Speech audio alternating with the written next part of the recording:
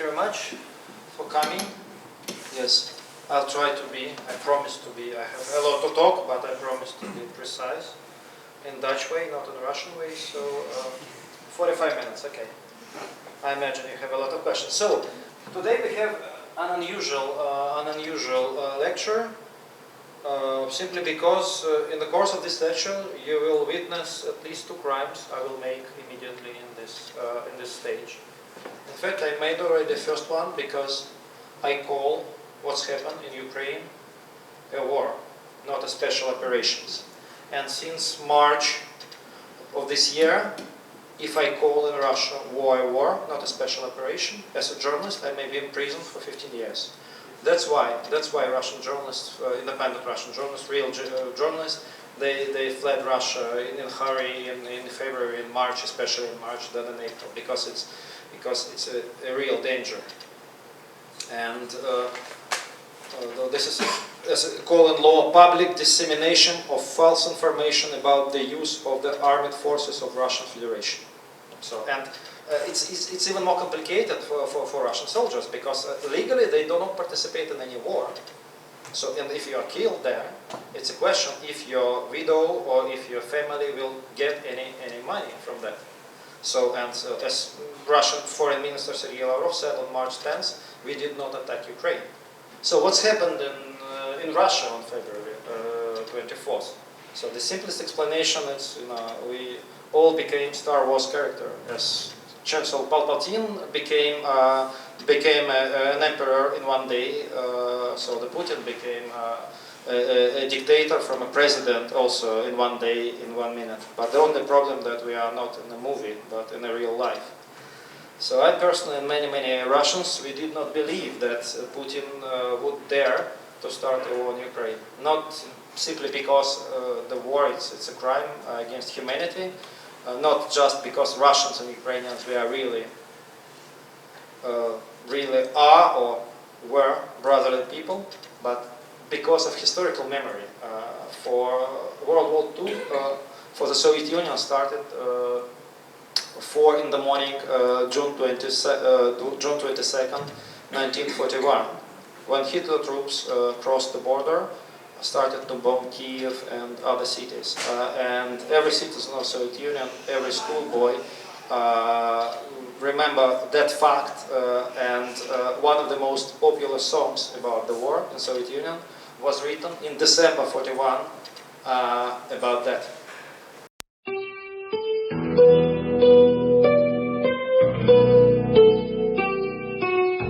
Read carefully the words.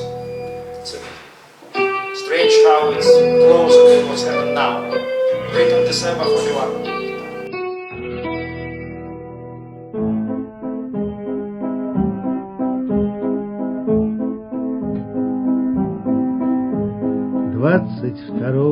Июня, ровно в 4 часа Киев бомбили, нам объявили, что началась война. Киев бомбили, нам объявили, что началась война. Война началась на рассвете, чтоб больше народа убить. Спали родители, спали их дети, когда стали Киев бомбить.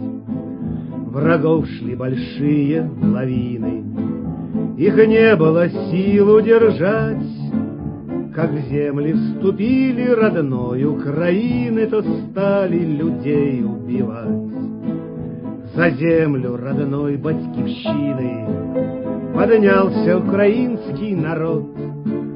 На бой уходили все мужчины, сжигая свой дом и завод. На бой уходили все мужчины, сжигая свой дом и завод. So total human losses of the Soviet Union during the Second World War were up to 29.6 million people. I mean soldiers and civilians. You understand this is total current population of Netherlands and Belgium. And so in absolutely every Soviet family had members who fought and died in the war, which in the USSR and Russia we call Great Patriotic War. So that's why for many Russians it was absolutely incredible to imagine that Putin could start bombing Kiev like fascists did, especially under the pretext of fighting fascism. And in the evening, occasionally, in the evening on February 23rd, I called to my friend in Kiev, an editor in Kiev, and we had a night-long conversation. I told him that war is not possible, etc. And we finished to talk 1 in the morning. 4 hours later, he texted me, "You started to bomb us." Soviet Union was very, as any totalitarian Soviet state, was very hierarchic, and hierarchy was everywhere, even in monuments. And I made these photos exactly for you in April, before I leave Moscow. And this is Kremlin, this is Tomb of Unknown Soldier, the Flame, and this is in line the monuments dedicated to Soviet cities which were suffered the most during the Second World War. And this is their hierarchy. Moscow doesn't exist in this pantheon because Moscow is the capital, it's above everything. But here is Leningrad, St. Petersburg, number 2, yes. Number 3 is Kiev, then Minsk, Belarusian capital, and then Volgograd, Stalingrad, Sevastopol, and Odessa. So this is the hierarchy. And this is Vladimir Putin on the Victory Day this year, May 9.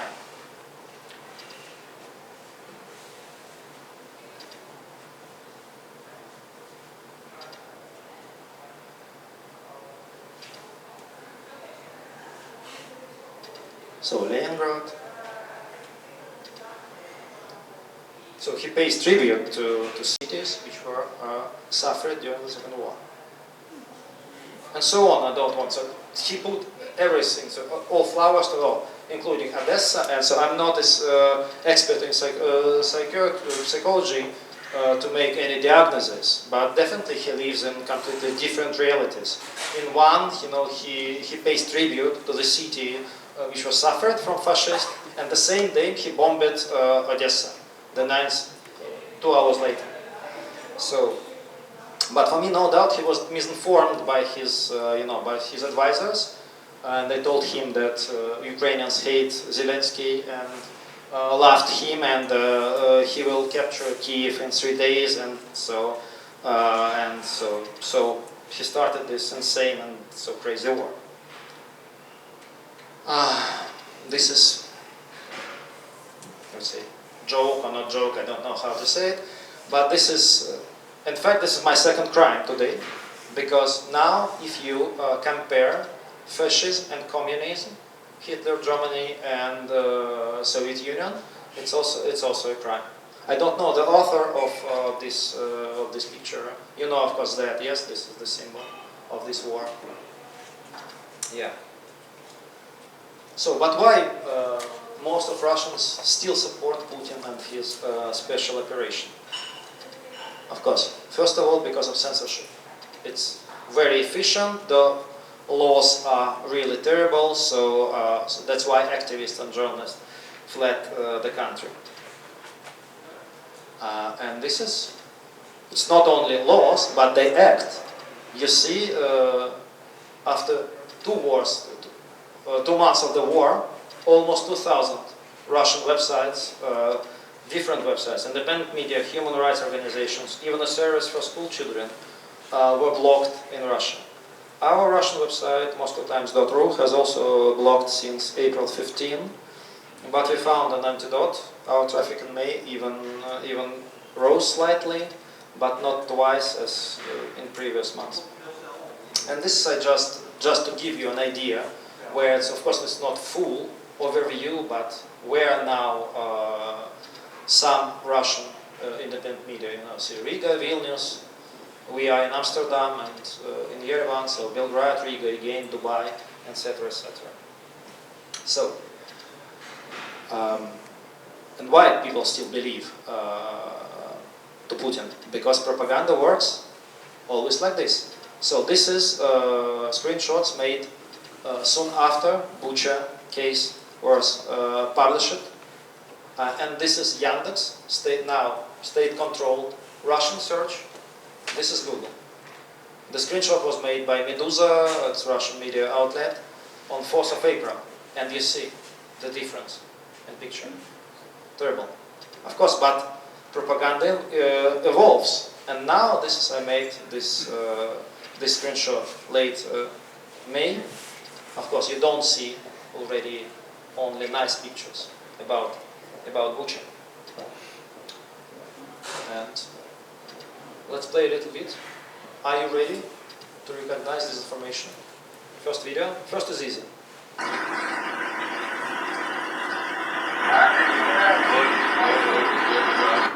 One more time.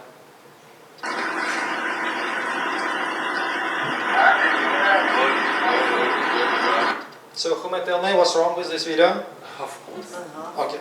You understand, yes? So the soldiers are in danger. They're hiding from the bullet. But cameraman stands absolutely open.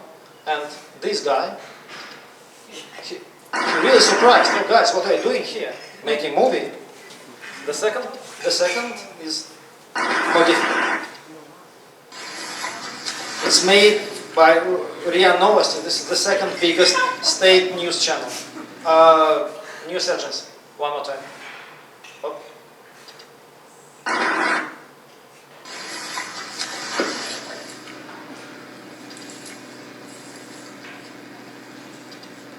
So what's wrong here? Do you understand? The cameraman moves ahead of a miner on a minefield. Even if we believe that the cameraman is an Iron Man, it's simply not possible, because if the bombs exploded, the sapper would be killed as well. So he would not, in the real life, he would not anyone allowed to move in front of him. So, but you need brain, you need skill, and you need desire to think and to recognize. No, of course, not everyone ready to do it. Another important question. Is it shame to be Russian now? State propaganda, Putin's propaganda really push Russians that everyone now, whole world are against Russians. We are enemies for Russians, enemies for everyone. And this is a video I'll show you made by very popular really Russian musician. He started, Sergei Shnurov, he started as underground musician, but then became millionaire, very popular, and now he's really close to the official power. He even became a leader, one of the leaders of pro-Putin Growth Party. And again, please read, it's quite long, 3 minutes, but please read carefully the lyrics. Блям. Позвонил мне старый друг из-за границы. Он уж 10 лет живет за ней. Алло, говорит, пиздец такой творится. Сказка, и чем дальше, тем страшней. Нас приучат к этой дисциплине и не пощадят ведь никого. Да, русский как еврей теперь в Берлине в 1940-м. У врача однако надпись «Кабинет» русским и собакам входа нет. В ужасе кричу, подлецы водят по чуть-чуть геноцид. В ужасе кричу, подлецы водят по чуть-чуть геноцид. Пшел ты нахуй, скажут на работе. Если недоволен, сука, рот закрой. За режим ты или сильно против? Да всем насрать уже, ты просто сорт второй. Да, мозги у нас с одной прошивки. Вышли мы из-под одних лекал. Может, всем повесят нам нашивки, чтобы отличать издалека. У врача однако надпись «Кабинет» русским и собакам входа нет. В ужасе кричу, подлецы чуть-чуть. Геноцид. В ужасе кричу. Подлецы водят по чуть-чуть. Геноцид. Европеец, ты как есть, скажи, не молчи. Русский для вас это новый жид. Сжечь бы нас всех в печи. So terrible. And I don't know, is it a political request or is it just, artistic vision? Again, it was written soon after the war, soon after the invasion.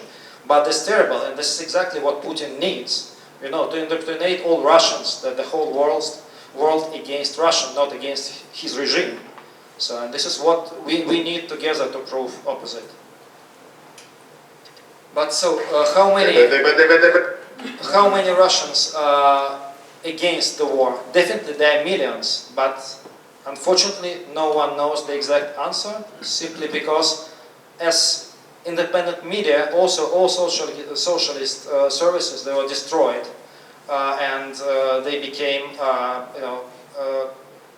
just service tool for authorities. They may draw any results they think the Kremlin wants. And this is I just put for you two pro-Kremlin social services, and one independent.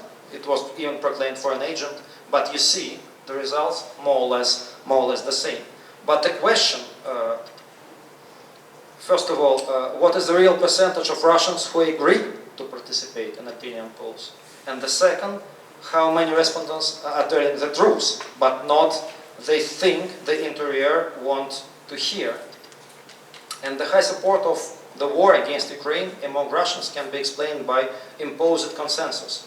In fact, it's much weaker. This is just latest research made by a group of scientists led by famous Russian scientist, political scientist Kirill Rogov.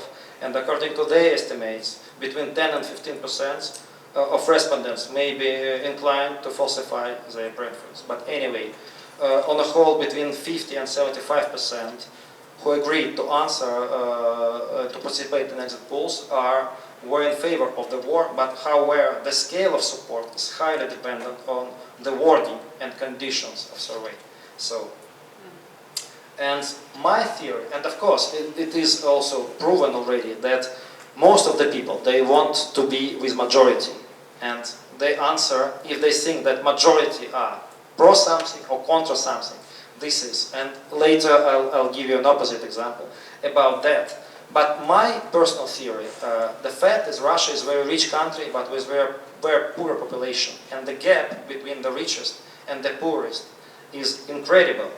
And the most of people in Russia, they began to live more or less well in only last 20 years. So I think that their rejection of the war and what's happened, it's just mentally psychological reaction, because they afraid to tell themselves that their well life is over, because after the war and because of the war and because of the sanction, they will return to poverty again.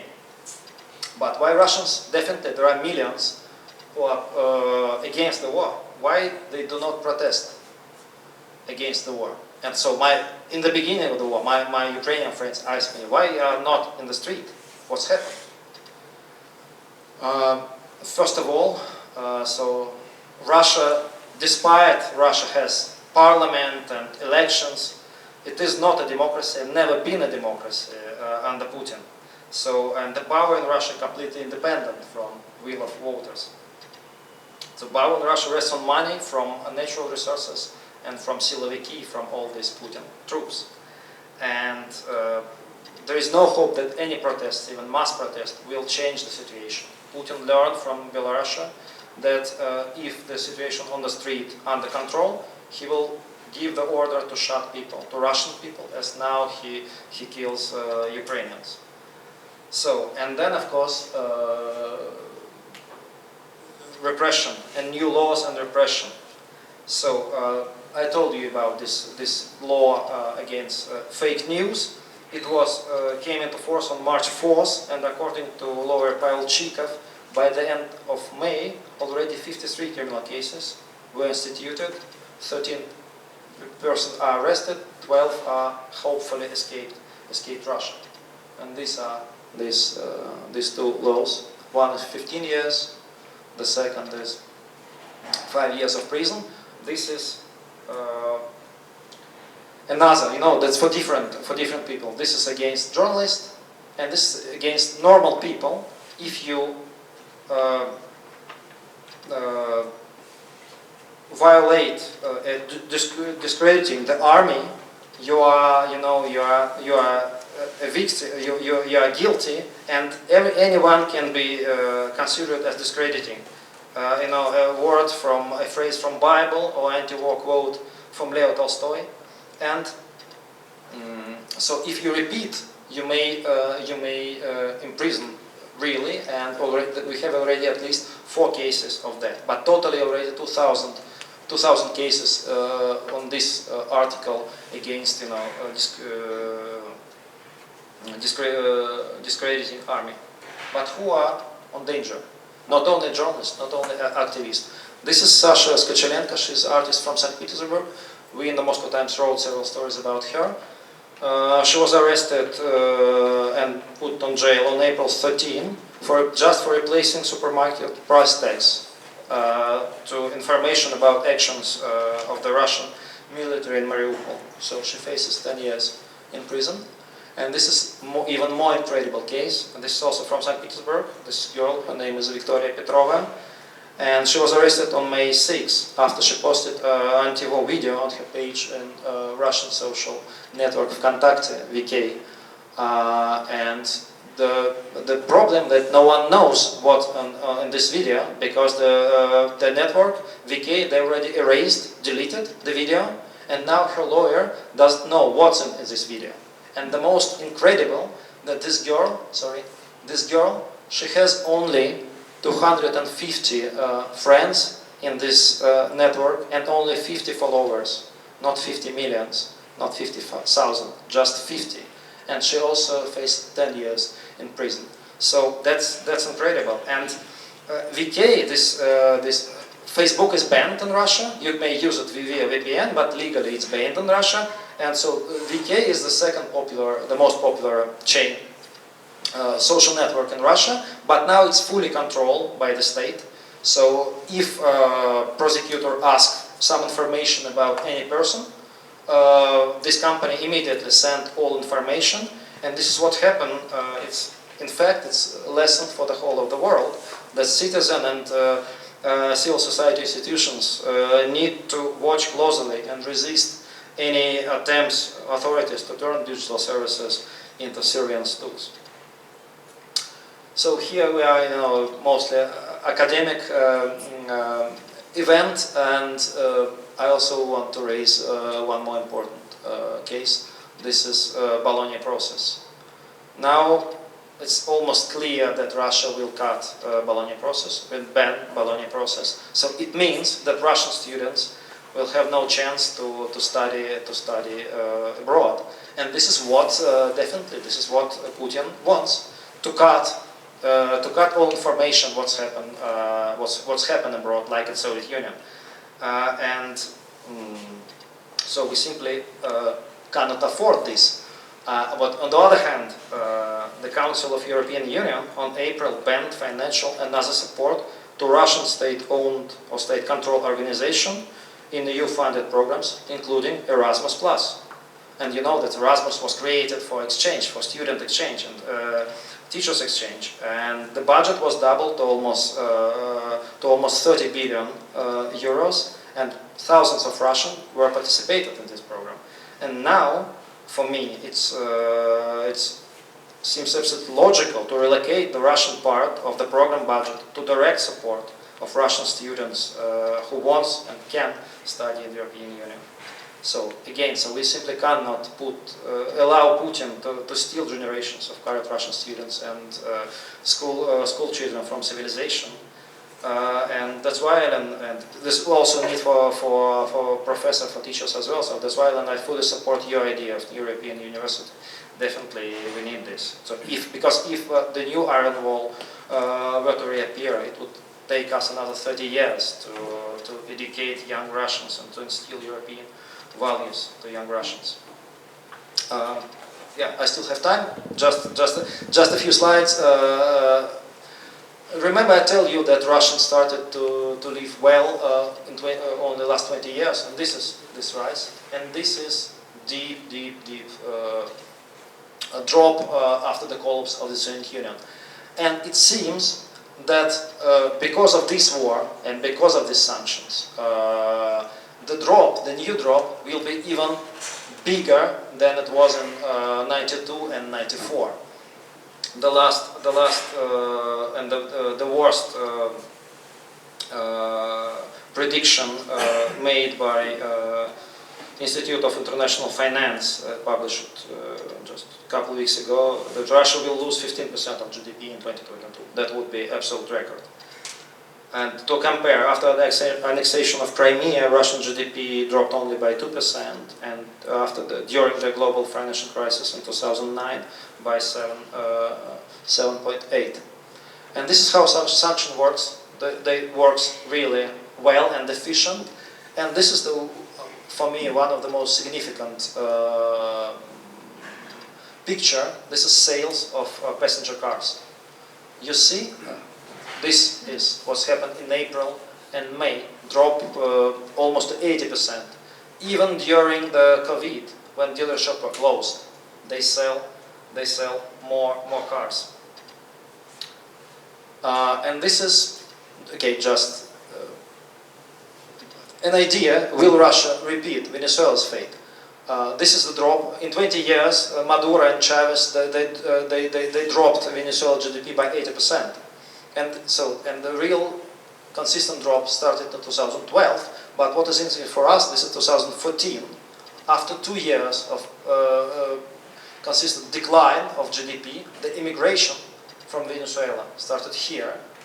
And since 2014, almost 20% of Venezuelan population left the country. It's different.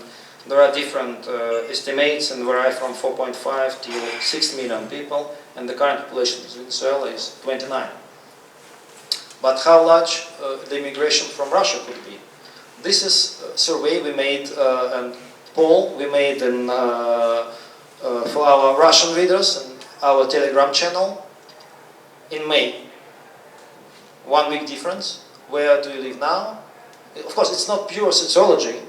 But on the other hand, it's, I believe it's very representative, because our readers are the most educated, westernized, etc., etc. And you see the difference. 74 now in Russia, next year 48, Europe, etc. But this is not only, the question of humanity, but for me, it can be also, and it is also, pure financial questions. So. In Russia, there are 100,000. It's different sources confirm this. 100,000 households with net assets more than $1 million.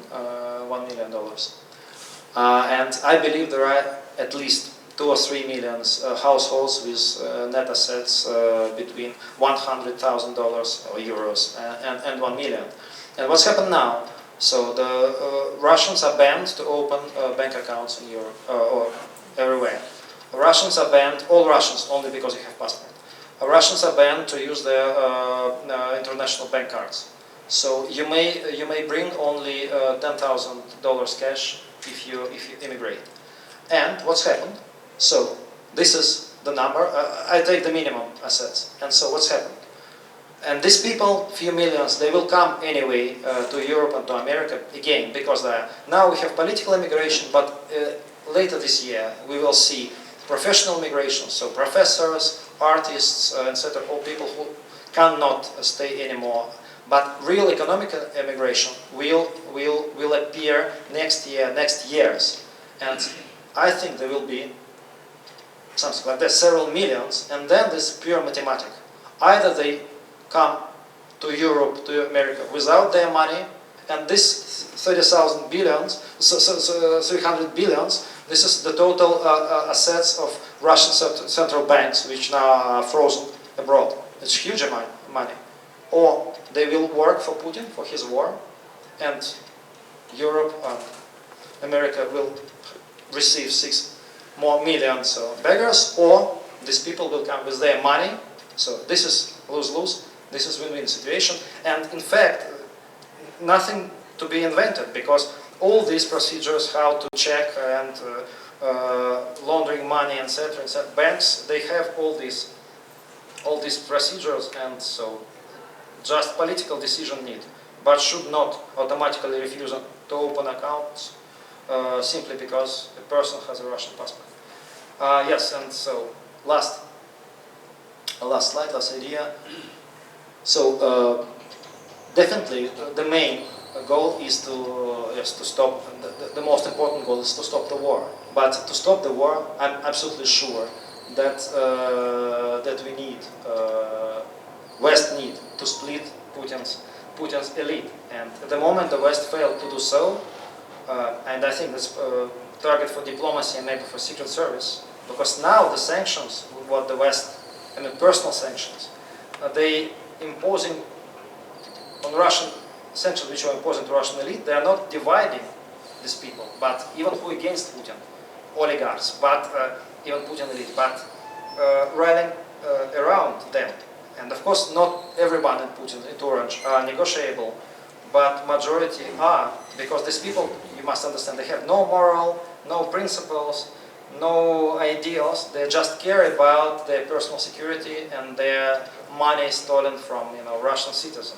But so put one of these Putin elite, and the others will run, because they will see other exit, not to be sent to Den Haag and then lifetime sentence with confiscation. And I believe the West should make deals with oligarchs, because again it must be clearly divided. Billionaires who became billionaires only because of friendship with Putin, Kovalchuki, Rottenberg, Timchenko, Sechin, Miller, Kostin, and others who became billionaires because they built their empires. And the more important, they still keeps their empires, their companies in Russia, because they cares about their employees, about their companies, their babies. They are realists, and of course make a deal with them, push them to transfer the rest of their money from Russia, from abroad, and taxate them, high taxation. But again, that's a win-win situation. Otherwise, their money will still be in Russia and work for the war. Finally, conclusions. No one, of course, will oppose this idea. And of course, sanctions must be consistent and tough and tougher. Yes, I scare that what we see now, that some politicians they want to make deals. That would be wrong. So we already saw it in 1938. It would be a great mistake. This type of people, they understand only power or force, and all types of diplomacy and compromises, they would accept it as a weakness and the sign that they could continue to do what they want. Yes, sanctions must be smart. Don't turn Putin's enemy to his friends. And of course, to counter the propaganda of Putin regime, the West needs to invest quickly and heavily in the media.